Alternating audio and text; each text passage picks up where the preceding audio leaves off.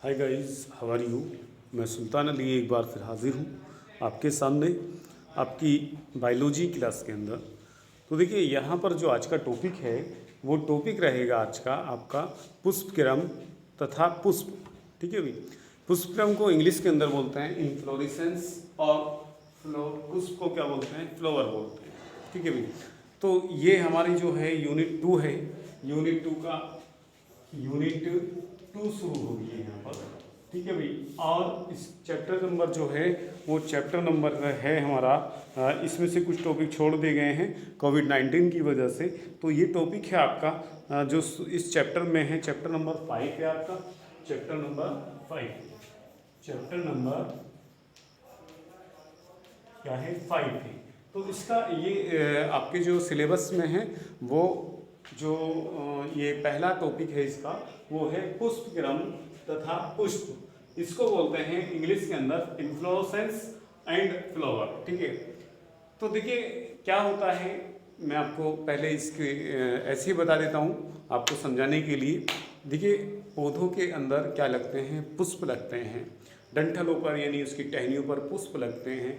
तो पुष्पों के लगने के क्रम को क्या, पुष्पों के अरेंजमेंट सिस्टम को किस पर, स्टेम पर क्या कहते हैं, इन्फ्लोरेसेंस या पुष्पक्रम कहते हैं। पुष्पों के लगने के क्रम को पुष्पक्रम कहा जाता है। और दूसरा जो हमारा पुष्प है वो क्या है, फ्लावर है। फ्लावर जो क्या होते हैं हमारे पुष्पोद्भिद, यानी जो क्या होते हैं ऐसे पौधे होते हैं जिन पर फल बनते हैं, बीज बनता है, सीड बनता है, पहले उससे पहले पुष्प बनता है। तो वो क्या होते हैं, रंग बिरंगे होते हैं। ठीक है। तो ये क्या होते हैं, ये वो पुष्प कहलाते हैं। तो इसके बारे में हम बात करते हैं। सबसे पहले क्या करते हैं, इन्फ्लोरेसेंस के बारे में बात करते हैं, पुष्पक्रम के बारे में बात करते हैं। ठीक है। तो उसमें हमने देखिए जो आपको टॉपिक हमने भेजा है उसमें लाइन में आपको बता रहा हूँ। उसमें क्या लिखा है कि पुष्पी अक्ष पर फूलों के लगने क्रम को पुष्प कहते हैं। देखिए यानी कि जो तने पर लग रहे हैं, मैंने आपको बताया। देखिए ये हमारा क्या है, ये हमारा पौधा है। ठीक है भाई। और यहाँ ये तना है। तो यहाँ पर किस तरीके से फूल लग रहे हैं ये। ठीक है भाई। ये इस तरीके से भी लगते हैं। कहीं पर क्या होता है, इस तरीके से लगते हैं। ये इसकी यहीं वृद्धि रुक जाती है, फिर यहाँ से, फिर यहाँ से। ठीक है। ये देखिए, ये क्या है, पुष्पों का लगने का क्रम है। यानी पुष्प किस प्रकार से लग रहे हैं वो क्या कहलाता है, पुष्पक्रम कहलाता है। आगे कह रहे हैं पुष्पक्रम दो प्रकार के होते हैं, असीमाक्षी तथा ससीमाक्षी। असीमाक्षी, असीमाक्षी नंबर 1 असीमाक्षी दो प्रकार के होते हैं। नंबर 2 ससीमाक्षी, ससीमाक्षी। ठीक है भाई। तो देखिए यहां से सीमाक्ष कहते हैं। देखिए दो वर्डों से मिलन बना हमारा सीमाक्ष। सीमाक्ष का क्या मतलब होता है, सीमा, सीमाक्ष, सीमाक्ष कहते हैं यानी कि अक्ष, ये दो वर्डों से मिलकर के बना है, अक्ष की सीमा। क्या, सीमाक्ष, असीमाक्ष। असीमाक्ष जो है देखिए यहां पर दो वर्डों से ए और प्लस सीमा और प्लस अक्ष, यानी सीमा का अक्ष जो होता है वो असीमित होता है, असीमाक्ष कहलाता है। वो क्या कहलाता है, असीमाक्ष कहलाता है। यानी ऐसा क्रम जहां पर क्या होता है, कोई सीमा नहीं होती है, वो क्या कहलाती है, असीमा। यानी देखिए यहां पर देखिए ये एक तना है, यहां पर पुष्प खिला, यहाँ पर एक पुष्प खिला, फिर इससे आगे जाकर के एक पुष्प खिल गया, यहाँ पर एक टहनी गई, इस पर एक पुष्प खिल गया, यहाँ से टहनी गई, यहाँ से एक पुष्प खिल गया। ये बढ़ता जाता है, क्या होता है, आगे की तरफ फूल खिलते जाते हैं और ये आगे की तरफ बढ़ता जाता है। यहाँ पर देखिए। ठीक है भाई। तो इसकी सीमा नहीं होती है, कहीं कहीं ये पुष्प खिलते चले जाते हैं। तो जो पुराना पुष्प होता है वो नीचे की तरफ होता है। क्या होता है भाई, वो नीचे की तरफ होता है। देखिए ये पहले पुष्प खिले, फिर ये खिलावा, फिर ये खिलावा, फिर ये, फिर ये, फिर ये, और फिर अब क्या है, यहाँ पर खिलेगा। तो इसमें पुराने पुष्प जो होते हैं वो नीचे की तरफ होते हैं, ओल्ड पुराने पुष्प, और ये क्या होते हैं, हमारे नए पुष्प होते हैं। क्या होते हैं, ये नए पुष्प कहलाते हैं। ठीक है भाई। ये क्या होते हैं हमारे, ये नए पुष्प होते हैं, नए पुष्प इसमें ऊपर की तरफ होते हैं एसीमाक्ष में, और पुराने पुष्प जो होते हैं वो नीचे की तरफ होते हैं। एसीमाक्ष का मीनिंग समझ गया, यानी जिसकी कोई सीमा नहीं हो, अक्ष की जिस दरख्त की या जिस पेड़ की अक्ष यानी तने की कोई सीमा नहीं होती है कि कहीं भी फूल खिल सकता है, ये खिला, ये इसकी वृद्धि रुकती नहीं है, ठीक है, रुकता नहीं है। दूसरा क्या है, दूसरा वर्ड हमारा ससीमाक्ष, यानी कि सीमा के साथ, क्या से माने साथ होता है, और सीमाक्ष यानी कि सीमा के अक्ष के साथ जहाँ पर फूल खिलते हैं या फूल लगते हैं वो क्या कहलाता है, हमारा ससीमाक्ष कहलाता है। देखिए यहाँ पर मैं आपको बना रहा हूँ, एक पादप ऐसा होता है, पौधा ऐसा होता है जिस पर क्या है, देखिए ये पौधा है हमारा, ठीक है ना, यहाँ पर क्या हुआ, यहाँ पर एक पुष्प खिला, तो इसकी क्या होती है, अक्ष की सीमा यही रुक जाती है, ये आगे की वृद्धि नहीं करता है। फिर क्या होता है, यहाँ से फूटता है, फिर एक पुष्प यहाँ खिलता है तो इसकी भी यही रुक जाती है। फिर क्या होता है, वो नीचे से खिलता है यहाँ पर, ये फिर यहाँ से खिलता है, ठीक है ना, इधर से खिलेगा, ऊपर नहीं होगी, इसकी अक्ष की वृद्धि जो होगी वो रेगुलर बढ़ती नहीं जाएगी, वो रुक स्टॉप हो जाती है। अब इसकी भी हो जाती है तो क्या होता है, यहाँ से ये खिलता है, फिर यहाँ से ये खिलता है, तो इस तरीके से देखिए यहाँ पर ये खिला,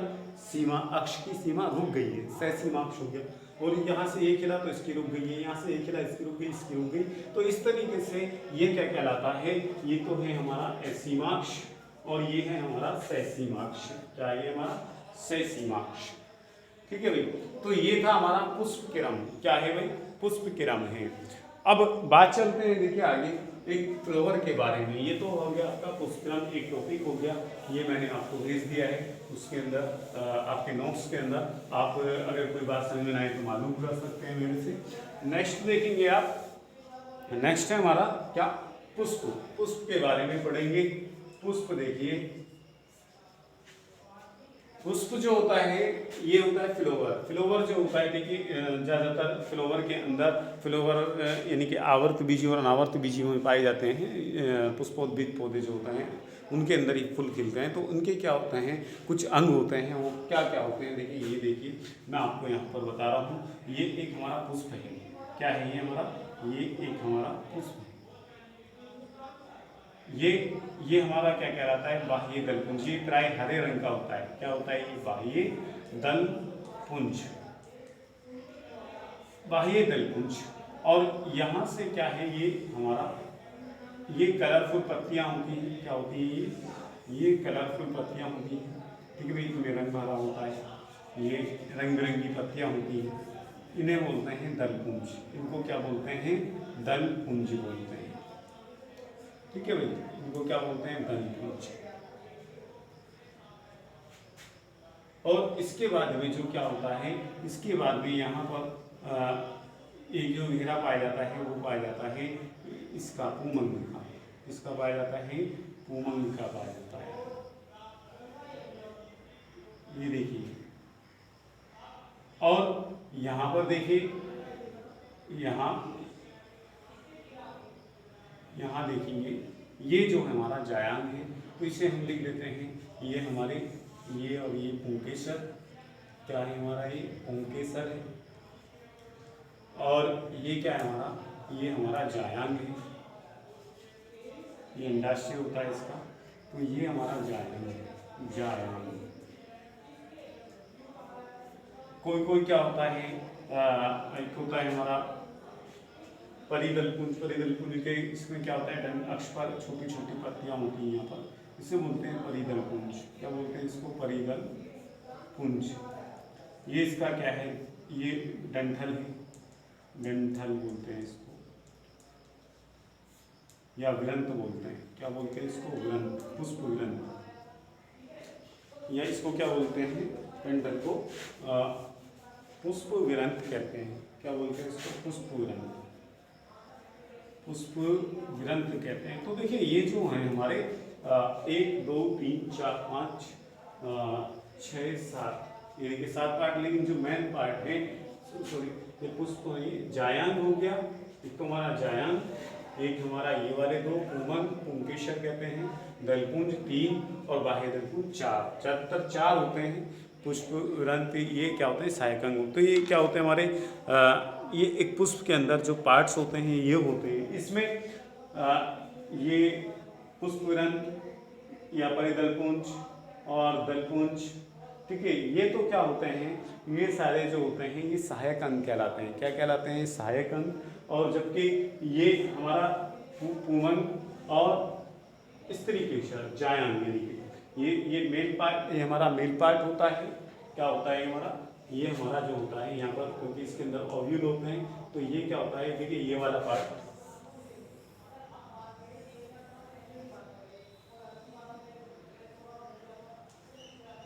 ये क्या होती है, इसकी ओवरी होती है। क्या होती है इसकी ओवरी? इसमें ओव्यूल पाए जाते हैं, ये ओव्यूल होते हैं। क्या होते हैं? ओव्यूल होते हैं। ये क्या होता है? स्टाइल होता है, स्टिग्मा। ये स्टाइल कहलाता है और ये स्टिग्मा कहलाता है।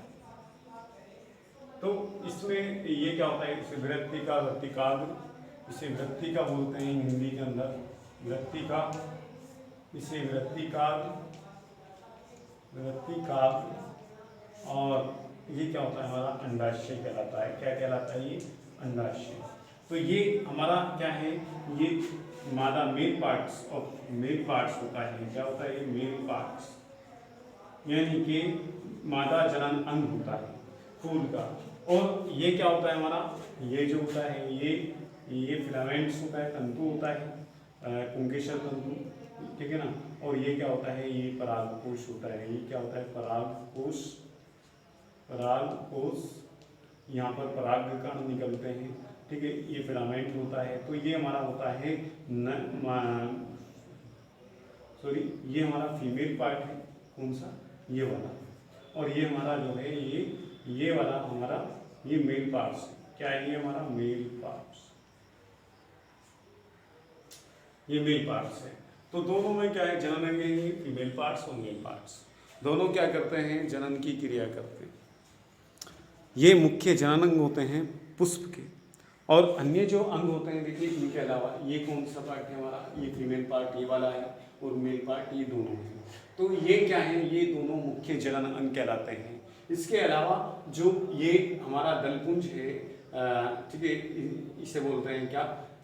इसको बोलते हैं कोरोला। और ये कैलिक्स होता है हिंदी इंग्लिश के अंदर। तो यानी कि बाह्य दलपुंज ये हरे रंग का होता है, ये रंगीन होते हैं। तो ये क्या करते हैं? सहायक अंग होते हैं। सहायक अंग यानी कि इसमें जनन की क्रिया के लिए ये क्या होते हैं? ये पुष्प के पौधे के इस पौधे के पुष्प के सहायक अंग होते हैं, जबकि वो क्या होते हैं? मुख्य जनन अंग होते हैं। ठीक है भाई। तो ये था पुष्प के बारे में। अब देख लेते हैं, देखिए इसमें जो हमने बताया आपको, तो इसमें कह रहा है एक प्रारूपी फूल में विभिन्न प्रकार के विन्यास होते हैं। क्रमानुसार फूले हुए पुष्पवृंत, जिसे पुष्पासन कहते हैं, पर लगे होते हैं। ये कैलिक्स, कोरोला और पुंगंग तथा जायांग है। ये हमारा देखिए फूला हुआ पार्ट होता है, ये वाला, ठीक है, जिसे क्या बोलते हैं? इसको बोलते हैं पुष्पासन। क्या बोलते हैं इसको? इसको पुष्पासन कहते हैं। क्या बोलते हैं इसको? पुष्पासन। क्या बोलते हैं इसको? पुष्पासन बोलते हैं इस वाले पार्ट को। तो ये कह रहा है इस पर पुष्पासन पर लगे हुए होते हैं। क्या क्या लगे हुए होते हैं? ये लगे हुए होते हैं क्या? कैलिक्स, कोरोला और पुंगंग। ये कैलिक्स क्या हमारा? बाह्य दलपुंज। ये हमारा कैलिक्स कहलाता है। क्या कहलाता है? ये कैलिक्स कहलाता है। ये कैलिक्स कहलाता है। और ये कहलाता है कोरोला, कोरोला, कोरोला। तो ये हमारे दलपुंज, कोरोला, ये कैलिक्स, ठीक है, इस पर ही लगे होते हैं पुंगंग और जायांग। आगे कह रहा है कैलिक्स तथा कोरोला सहायक अंग है, यानी कि कैलिक्स और कोरोला ये और ये कैसे हैं? ये सहायक अंग हैं। आगे कुछ फूलों जैसे प्याज में कैलिक्स तथा कोरोला में कोई अंतर नहीं होता, इन्हें परिदल पुंज कहते हैं। यानी कि एक बीजपत्री पौधों में जैसे प्याज है, तो उसमें ना तो कैलिक्स का पता लग पाता है, यानी ना ही कोरोला का, वो एक जैसे ही दिखते हैं। तो उन्होंने क्या बोलते हैं? उनको बोलते हैं परिदल पुंज। क्या बोलते हैं उनको? परिदल पुंज बोलते हैं।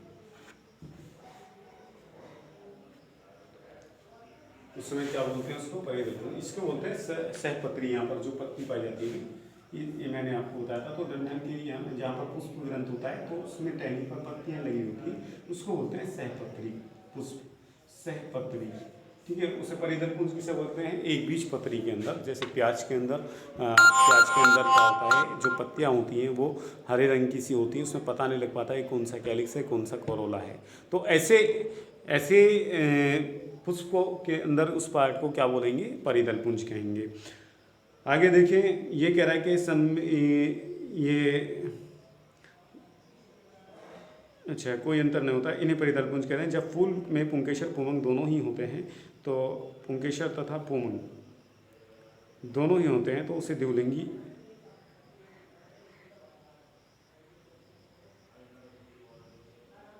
देखिए क्या होता है, यानी कि ये कह रहा है कि इसमें गलत गए, जिस फूल के अंदर पुंकेसर हो और जायंत दोनों हो तो उसे क्या बोलेंगे, उसे द्विलिंगी बोलेंगे। इसमें गलत है तो इसे कर लेना लाइन को। इसमें कह रहा है कि जहाँ पर यहाँ पर के भी जब फूल में पुंकेसर पुंमंग, क्योंकि पुंमंग या पुंकेसर बात एक ही होती है, ठीक है। तो यहाँ पर है पुंकेसर तथा जायंत दोनों ही होते हैं तो उसे क्या बोलते हैं, द्विलिंगी बोलते हैं। यानी एक ही पुष्प के अंदर मेल पार्ट्स भी हैं फीमेल पार्ट्स भी हैं। जैसे कि ये वाला पुष्प है, ये हमारा फीमेल पार्ट से मेल पार्ट से, तो ये द्विलिंगी कहलाता है। और अगर एक लिंग एक अंग हो तो उसे क्या बोलते हैं, उसे एक लिंगी कहते हैं। आगे कह रहा है कि सम्मिति में फूल त्रिज्या सम्मित अथवा एकव्यास सम्मित हो सकते हैं, यानी कि ऐसा पुष्प हो सकता है। देखिए पुष्प जो होता है इस तरीके का होता है, हो सकता है कि भाई उसके अंदर काट, यानी कि उसे किसी भी काट के द्वारा, जैसे ये वाला पुष्प है, देखिए मैं आपको दिखा रहा हूँ यहाँ पर, ये पुष्प है हमारा, ठीक है ना। इसको हम किसी भी काट के द्वारा, मैं दिखा देता हूँ आपको, यहाँ पर चमकने का होगा, देखिए ये वाला, हाँ ये देखिए, यानी कि ऐसा पुष्प है कि उसको हम किसी भी काट के द्वारा, जैसे एक काट गया आधा आधा हो गया, एक काट इसके द्वारा हम इसे बांट सकते हैं, ठीक है ना। तो ऐसा पुष्प जिसको किसी भी काट के द्वारा बराबर बराबर दो भागों में बांटा जा सकता है वो कहलाता है सम्मित। और एक सम्मित ऐसा होता है जैसे कि मटर का फूल होता है, उसको सिर्फ एक ही काट के द्वारा बराबर बराबर दो भागों में बांटा जा सकता है, उसके अलावा किसी अन्य काट में नहीं बांटा जा सकता है, तो वो कहलाता है एक व्यास सम्मित। क्या कहलाता है वो, एक व्यास सम्मित कहलाता है। ओके आगे देखें, ठीक है भाई, ये हो गया। आगे आगे कह रहा है एक पुष्प तृतीय चतुष्टय पंचतय हो सकता है यदि उनमें उनके उपांग संख्या 3, 4 और 5 गुणांक में हो। यानी कि एक पुष्प के अंदर अगर 3 भाग हैं तो वो तृतीय, अगर 4 भाग हैं तो चतुर्थई, और अगर 5 हैं तो पंचतई भाग कहलाता है वो, ठीक है भाई। सहपत्री मैंने आपको बतला दिया, सहपत्री कहते हैं यानी जिस पुष्प के सहपत्र होते हैं, पुष्प वृंत के आधार पर छोटी छोटी पत्तियां होती है, पुष्प वृंत के आधार पर, देखिए यहाँ मान लीजिए इस तरीके की पत्तियां लगी हुई हैं, तो ये क्या कहलाता है, सहपत्री। और अगर नहीं होंगी तो क्या कहलाएगा, या जिस पर नहीं होंगी तो वो क्या कहलाएगा, वो हमारा असहपत्री कहलाएगा। क्या कहलाएगा भाई, वो असहपत्री। क्या कहलाएगा, असहपत्री कहलाएगा। ओके आगे देखिए, नेक्स्ट है आपका यह सहपत्रहीन कहलाएगा। ओके पुष्प वृंत पर कैलिक्स, कोरोला, पुंमंग तथा अंडाशय का सापेक्ष स्थिति पर पुष्प को अधोजायंगत, हाइपोगाइनस और पेरिगाइनस तथा अधोजायंगता, परिजायंगता और अधिजायंगता। देखिए इसको जो है किसके आधार पर, पुष्प वृंत पर कैलिक्स, कोरोला, पुंमंग तथा अंडाशय की सापेक्ष स्थिति के आधार पर, किसके, कोरोला, पुंमंग, कैलिक्स, कोरोला, पुंमंग तथा अंडाशय के आधार पर। इसको देखिए ये तो समझ में आ गया आपका। अब यहाँ पर देखिए मैं दिखाता हूँ आपको, 3 वर्ड है यहाँ पर, मैं 3 ही वर्ड आपके सामने लिख रहा हूँ। एक तो है हमारा अधोजायंता, अधोजायंता, परिजायंता, अधोजायंता, जायंता, और दूसरा है परिजायंता, परिजायंता, जायंता, और एक है अधिजायंता।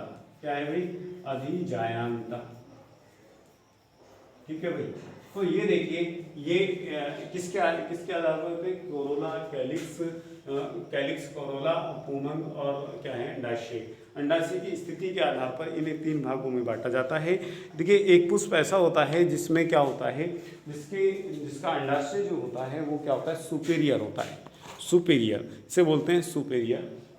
सुपेरियर में देखिए क्या होता है, ये होता है कि ध्वजायंत में जायंग सर्वोच्च स्थान पर होती है, यानी जायंग जो होती है वो क्या होती है, सबसे ऐसा पुष्प, देखिए ये वाला पुष्प जिसपे क्या होती है, फीमेल पार्ट जो है वो सबसे ऊपर हो, क्या है वो सबसे ऊपर हो, और इसके नीचे से क्या हो, यहाँ से पुंमंग निकले हुए हो, क्या निकले हुए हो, पुंमंग निकले हुए, जैसे ये वाला, ठीक है ना। ये देखिए ये पुंमंग, फिर इससे नीचे से कैलिक्स निकले हुए हैं, फिर इससे कोरोला, ये कोरोला निकले हुए हैं, फिर कैलिक्स निकले हुए हैं, ठीक है। ये देखिएगा ये। तो ऐसा पुष्प क्या कहलाता है? ऐसा पुष्प कहलाता है क्या? अधिजायंत, अधोजायंता या सुपेरियर कहते हैं इसे, सुपेरियर, क्योंकि इसमें जो क्या है अंडाशय है वो सबसे ऊपर है, सुपेरियर। क्या कहलाता है वो? सुपेरियर। और एक है परिजायंता। परिजायंता में क्या होता है? जो अंडाशय होता है वो क्या होता है? बिल्कुल बराबर में होते हैं, यानी कि यहीं से ही क्या होता है? इसके बराबर से ही ये निकले हुए होते हैं कोमल, इसके बराबर से ही कैलिक्स निकला हुआ होता है और इसके बराबर से ही ये होता है, ठीक है ना। ये देखिए यहाँ पर, या फिर क्या होता है? ये यहाँ पर देखेंगे, यहाँ से ये निकला हुआ और यहाँ से ही क्या हो? ये निकला हुआ और यहाँ से ये निकला हुआ, ठीक है भाई। ये देखिए, तो ये देखिए यहाँ पर ये हो गया हमारा, ये हो गया और ये हो गया, ये हो गया, ये हो गया। तो ये कहलाता है हमारा, क्योंकि यहाँ पर बिल्कुल बराबर बराबर में है, तो ये कहलाता है हमारा परिजायंता। क्या कहलाता है? ये परिजायंता। अधिजायंता में क्या होता है? अधिजायंता में ये जो होती है ये नीचे की तरफ होती है। क्या? जो अंडाशय होता है वो क्या होता है? वो बिल्कुल इंफीरियर, यानी कि ये तो सुपेरियर होगा हमारा, बिल्कुल लोवेस्ट पार्ट में, यानी सबसे नीचे क्या होता है? हमारा अंडाशय होता है, जायांग होती है सबसे नीचे पार्ट में। देखिए यहाँ पर, देखिए मैं आपको यहाँ से दिखा देता हूँ नीचे की तरफ से। इधर देखिए कैमरा, अब देखिए, अब दिखाई देगा आपको यहाँ पर। तो यहाँ पर जो क्या होगी हमारी, जो हमारा स्त्री केसर होता है, यानी कि फीमेल पार्ट्स होता है, वो क्या होता है? सबसे नीचे की तरफ होता है। यहाँ पर इसके अंदर ओव्यूल होंगे, ठीक है भाई। और अब यहाँ देखेंगे तो यहाँ से इसके ऊपर से ही क्या होंगे? इसके ऊपर से ही हमारे जो मेल पार्ट्स होमम होते हैं वो यहाँ से निकले हुए होते हैं। यहाँ देखिए ये रहे, ठीक है भाई। और इसके ऊपर से क्या होगा? यहाँ से ये हमारे कोरोला हो गया, फिर इसके ऊपर ही से क्या होता है? ये कैलिक्स होते हैं यहाँ पर। इस तरीके का फूल जो होता है, देखिए मैं आपको यहाँ पर दिखा देता हूँ दूसरा बना करके।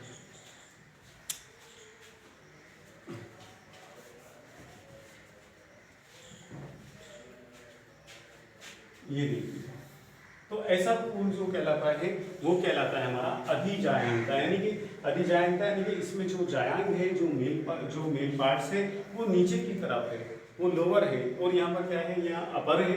तो ये क्या हो गया हमारा? अधोजायंग। और ये लोअर यानी कि लोवेस्ट पार्ट है, सब नीचे की तरफ है, तो ये क्या कहलाता है? हमारा अधिजायंता कहलाता है। और ये बराबर में है तो ये क्या हो गया? हमारा परिजायंता कहलाता है, ठीक है भाई। तो इसके आधार पर पुष्पों को 3 पार्टों में बांटा है। अंडाशय के ऊपर अगर ऊपर है तो अधोजायंत, नीचे है तो अधिजायंता, और बराबर में है तो परिजायंता, ठीक है भाई। तो ये है। आगे देखिए, आगे जो इसमें आगे कहा इन्होंने, क्या ये हो गया सारा। तो इसके कुछ उदाहरण हैं, इसके अधोवर्ती के उदाहरण हैं। क्या क्या उदाहरण है? सूरजमुखी है और अमरूद है, घिया है, ठीक है भाई। तो ये सब आप जो है पढ़ लेना। अधिजायंता के जो इसमें